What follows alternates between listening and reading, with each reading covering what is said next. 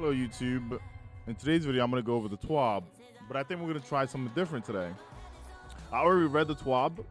I'm going to skim through it to kind of go over like what I felt like was something that maybe you should have paid attention to.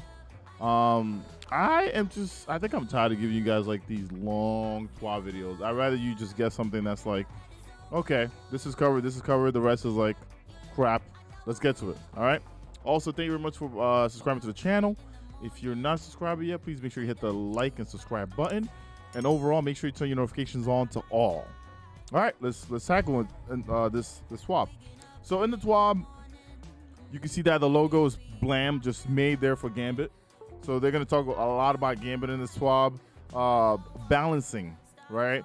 Bungie's trying to balance how Gambit can be. They're also talking about how freelancing could be a thing because Trials had it and they were testing that out. Now they're going to implement that here.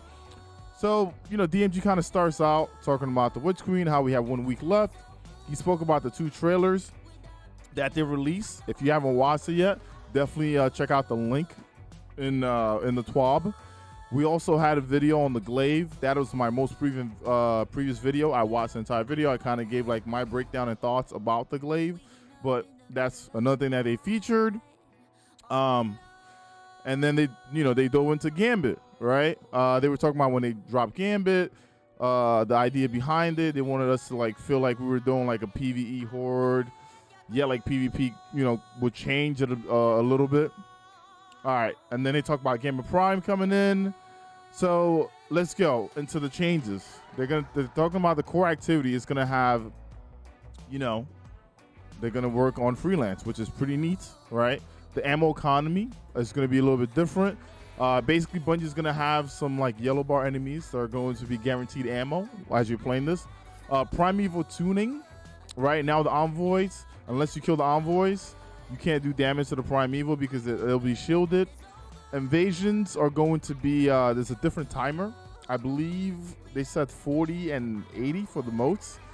And then whenever a team gets a primeval, the invasion are normal then. The rewards are different. The reward structure is going to be something similar to what Saint 14 got. As you rank up, right, you can go back with engrams for it. So they're going to do their best to try to make this game mode more understanding. Like if a blueberry jumps in there and they know that they have max moats, they should be banking it, right? Or if you need 1 moat to get the primeval and this guy is holding like 12, trying to go for 15, So we'll see. So the freelance node was added, which is what I was talking about. So now if you're a solo player and you're like, I only want to play against solo people, there you go. They basically wanted to figure out balancing, which is what they spoke about in all of this. They're talking about like all different chains that they put in. They're going to be working on respawn points. So like we're not always going to spawn in the same spot. Like if someone invades and kills a few people, he knows where they're going to spawn at. So they're changing this as well. Now, players always drop half of the moats they were carrying when they're defeated, but these can be picked up by anyone. This makes recovering from a ruthless invader a little easier. So, now you get half of your moats. So if you had like 10 moats and you die and your teammate, killed the invader, you can now get 5 out of the 10 that you had. So that's not too bad. Players can be revived by other players 2 seconds earlier. Oh, yeah, they push the timer now as well. So, like, most of the time when an invader kills someone, you can't pick them up because by the time you're trying to pick them up, they already come back to life. When your teammate dies and you run to grab their moat, stop for a second to revive them. Yeah, there you go. All shields have increasing resistance to non-damaging types. While not as severe as match game resistant nightfalls, we wanted to promote build crafting and teamwork. So what they're saying is if you're facing certain different enemies, they're going to have different shields, and you might need to, check your loadout for that. Hey, you got Arbalest, remember? Arbalest works on all shields. Oh, they worked on the blockers. Nothing too crazy. The Phalanx, he has his health up a little bit. The 15 Moat Knight blocker has a status attack now, but I think they're going to dial back a few more things, so that's not bad. Most draining is pretty neat. What's going to happen here is the moat drain is paused if you're in the center trying to kill those blockers. So if you're near the bank and you're trying to fight the blockers, it won't just take all your moats because the game, most of the time, I think Gambit glitched out where like you'll be in the middle, you'll kill one, and the game will still like drain your moats, and then eventually it counts the first one that you kill gone, and then you go back to normal. So now if you stand in there and you're trying to kill, it stops it right away. Another cool thing is mode drain for multiple blockers continue even if the opposing team's in the primeval phase. So if a team's in the primeval phase and you send stuff over, normally people ignore it. But now they have to kill it, because if they don't kill it, you're getting modes for free. I guess that's a nice catch-up mechanic. Ammo economy. When completing a front chest contain a small amount of special and heavy ammo spawns in the middle of the front and can be looted once by each player. So now, you know how normally someone sees the heavy box and they go grab it and that's just for them. Now everyone has their own thing with special and heavy, which is pretty neat. It times out 20 seconds, and then killing a high value target, like I said, also gives you a heavy brick for each player. So everything is like tied to each player. During primeval phase, ammo chest spawns for every in one of the fronts for every 60 seconds. Another thing is limited special heavy ammo bricks will only spawn for enemies if you have find the mods equipped. So I guess when you go in there, make sure you have find the mods on. And then of course Aeons and exotic perks and stuff like that will always generate you ammo. Bungie hasn't taken that out. The primeval fight has been changed a little bit. The primeval health, like I said, is now also tied up to the envoys. So you have to kill the envoys before you can do damage to the primeval.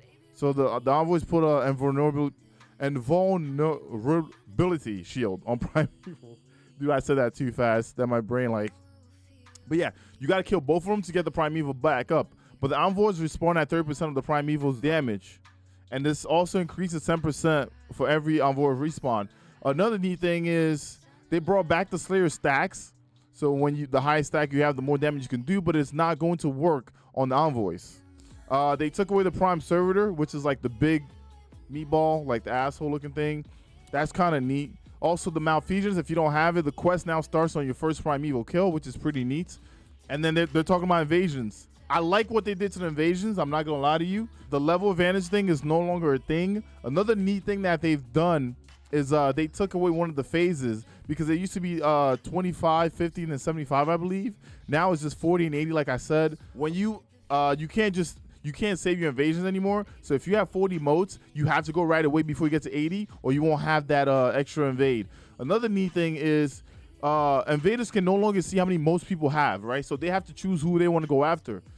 Like when they come over there and I have like 15 and my friend over there has like maybe 2, they got to be able to figure out who has what now, which is pretty freaking dope. Another neat thing is if they aim down sights, the radar is gunning for them. So now your nameplate will fade out when the invader aims down sight, right? So if they come in there with something that's going to like a sniper or something like that, or something that tracks. I mean, the tracking thing is probably going to slap you anyway, but that's pretty neat. They found the bug when people invade, the primeval will go from between 5 and 35%. They fixed that, so that's pretty neat. Another cool thing is rewards. Like I said, they changed it to how, like Saint 14 had his set up too. So now we have like the weapons here. So you're going to notice that we're going to have the same screen for the Drifter that we have for Shaxx and Zavala and Saint. So now you have like rewards that you can get. Of course, it seems like there's going to be a new, that looks like a sidearm or a shotgun. I'm not sure. That's pretty neat. Like a nice progression, especially for you those out there that love playing Gambit just for the fun of it. I know some people hate it. I don't mind it, but I know a lot of people that like play because they want to grind out and they love it. So this is a nice system right there.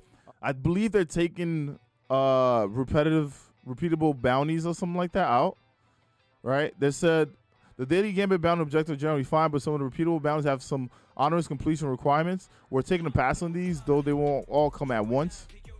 So sometime this season we'll be adjusting the completion amount of most Gambit repeatable bounties. Okay, so they're going to be working on that. There's also going to be Gambit labs, how like we had Trials lab, right? Like even like the little capture the zone trials and all this bull crap. They're going to be doing stuff like this. So look at this with invasion swap. This lab variation plays around with who gets the benefit from trigger invasions. During mode phase, instead of opening your own invasion portal at 40 and 80, you instead open your opponent's invasion portal. We expect this to completely disrupt the accepted meta for how and when to deposit and invade. We're looking forward. So that means that like when you get to 40, your opponents are invading you.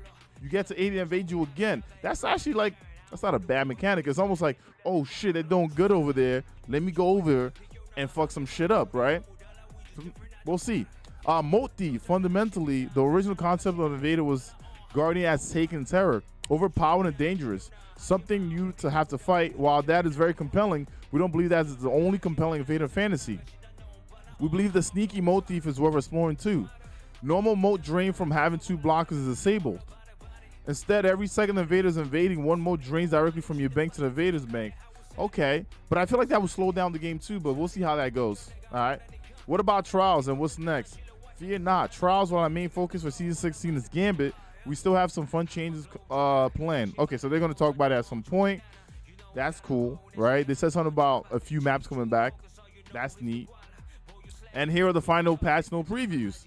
Starting with the Witch Queen, the Ritual Players reward will be updated to grant ritual-specific gear, mods, armor, and weapons will no longer be granted rewards from the general reward loophole. Crucible will grant Crucible, Vanguard will grant Vanguard, and Gambit will grant Gambit. Nice. Engram's Focusing is currently only available on Saint 14 and the Drifter for their ritual-specific engrams. War engrams will continue to be granted at major ranks on ritual vendors. Gambit, Crucible, and Vanguard rituals are receiving updated armor rewards and now for a new expansion release. So you can see here in this picture, there's some new rewards, and you can only get it from them. This is dope because the War Loophole has so much bullshit going on in it. Now we have like this side here. Honestly, the Titan Gambit gear looks dope.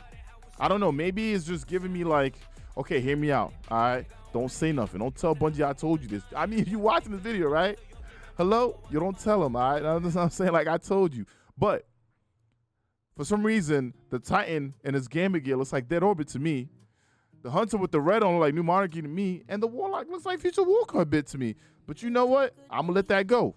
Now, there's going to be returning Crucible maps. Attorney and Vosok return to Crucible on launch date. Eververse, they're not changing anything about it. But this is what the gear looks like, which is pretty neat. They also put a reminder that this is the last week that we're getting those free Bright Dust things. So if you haven't logged in and redeemed it yet, make sure you do that because, you know, free Bright Dust. All right. Season Pass has some changes. Individual pieces are awarded between ranks 57 and 87. There's no emblem to the Season Pass anymore. What else? The Season Pass scrounger bonuses are all going to be together now. The Umbral engrams are going to be tier 2. That's in there. I don't think they took anything else out. Like to me, that like when I read that, that was it. That's all I saw. Shadow Throne. They made it to where like people can't AFK the hallway for XP anymore. You have to play activities. They said it right here. They want players to earn gameplay rewards by playing and completing activities, bounties, or just hanging out with friends and patrol while defeating minions of darkness. So they want people to play the game to get the XP. So no more throwaway for you. You go kill a bunch of stuff in there, you're not going to get XP. That's pretty neat. Boss stomps. Oh, my God. Oh, my God. I saw this, and I was like, let's go. Let's go. So boss stomps. Adjusted the physics knockback for boss stomps. That means boss aren't going to be doing too much to you anymore, which is pretty neat. This will result in fewer death and be knocked into objects. You know how many times I've been looking like a little piece of like leaf after I got stomped, and then I go into a wall and I'm like a knife, like a dagger, and I'm just dying? Yeah. Thank you. Steel Series. They have a collection. Headphones, mouse, pad. The only thing you should care about is that there's an emblem that comes with it. So if you're an emblem collector, you want the emblem, go buy one of these things. Buy the cheapest thing. You'll be all right. Twitch subscription bounty. If you guys don't know, I stream on Twitch as well. All right. This video being recorded for YouTube right now has been recorded on Twitch Live. On the 22nd, if you go to any channel that has a Destiny 2 Twitch extension on it and you give 2 subs, right, you're going to get this emblem. One thing to say, though, is always give the sub separately. Give one and then give one, okay? I mean, if you fuck with me and you want this emblem on the 22nd, definitely come check out the channel. We will be on front page of Twitch that day. There's going to be a lot of people. Be nice to get some hype and chat with, like, a long line of just gifted subs. But, hey, a guy can dream, right? But, yeah, boom. That's one. And, you know, DMG talks his thing, and that's it. And I think for every Twab video from now on, I'm going to do something like this where I don't read everything. I just go over what I feel like is important because that's why you guys are watching me anyway. Thank you for watching. I see you on the next one. Make sure you hit the like and subscribe button. And don't forget, man, know what I'm saying? Like, Notifications on all, baby. You know what I'm saying? I'm out. Thank you.